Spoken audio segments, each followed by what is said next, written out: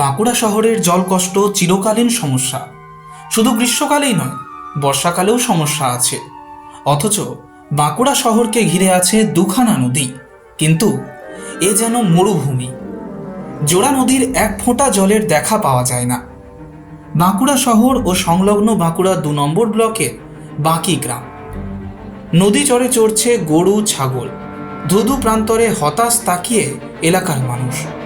জলের জন্য নদীর উপর নির্ভরশীল এলাকার মানুষ। তবে এই প্রচণ্ড গরমে নদীতে গজিয়েছে ক্যাকটাস। দ্বারকেশ্বর আছে আর গন্ধেশ্বর আছে, দুটোই মিলেছে এখানে। গন্ধেশ্বরে এইটা, দ্বারকেশ্বর এইটা। জলের আমাদের খুবই সমস্যা হয়। দুটো নদী থাকতে জলের সমস্যা। হ্যাঁ, বর্ষার সময় তো কিছুদিন ওই জল একটু পাই, আর এমনি এখন আর জল নাই। এই একটা জলের জন্যই চাই, জল একটু থাকলে তো আমাদেরই সুবিধা।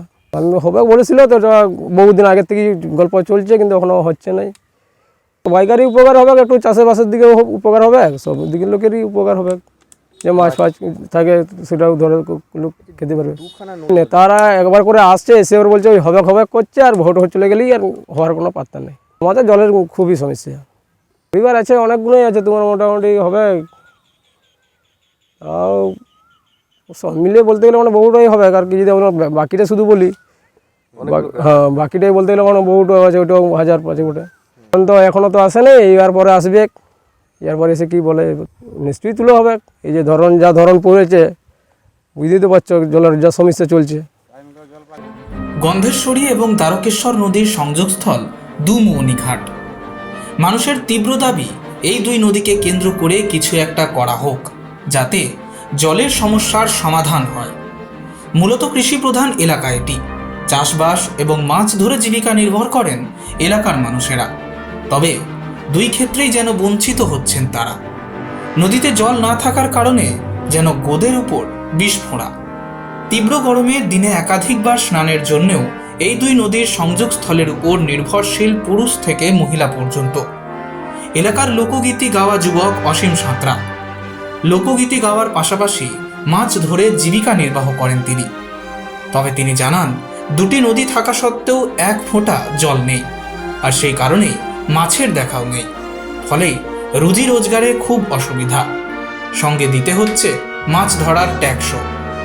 আমার জীবিকা হচ্ছে, আমি সারা বছর বর্ষার সময় মাছ ধরে খাই, কিন্তু যখনই এই যে ধরনের সময়তে গন্ধেশ্বরী দ্বারকেশ্বর একদম পানীয় জল নেই, ঠিক আছে। কিন্তু আমার জীবিকা হচ্ছে ওইটাই। আমি ওই জীবিকাটা করতে বলে আমার দুমোটা রুটি রোজগার হয়, ঠিক আছে, রুটি রোজগার হয়। কিন্তু সারা বছর সরকাররা কিন্তু এটা কিন্তু শুনছে না, কিন্তু এটা একটা ব্যাহত করতে হবে। আমরা কিন্তু প্রতি বছর খাজনা দিয়ে যাই, কিন্তু এই ধরনের সময়তে আমরা কোনো রুটি রোজগার করতে পারছি না। এটা আমার সমস্যা না, এটা আমাদের জেলেদের, আমাদের সবাইকারই সমস্যা। আমি চাইছি যে এখানে একটা বাঁধ করা হোক, যেমন আমার রুটি রোজগার আমার জন্য হলে সবাইকার জন্যই হোক, আমাদের জেলেদের জন্য, যারা চাষি আছে তাদের জন্য হোক, ঠিক আছে, আমার একার জন্য নয়। আমি সবাইকার ভালো চাই। হ্যাঁ নিশ্চয়ই বলবো, অবশ্যই বলবো, কেন বলবো না। যে সারা বছর যারা জেলেরা আছে, আমার জন্য বলিনি, সবাইকার জন্য বলছি যে এইটা যেমন একটা বাঁধ করা হোক।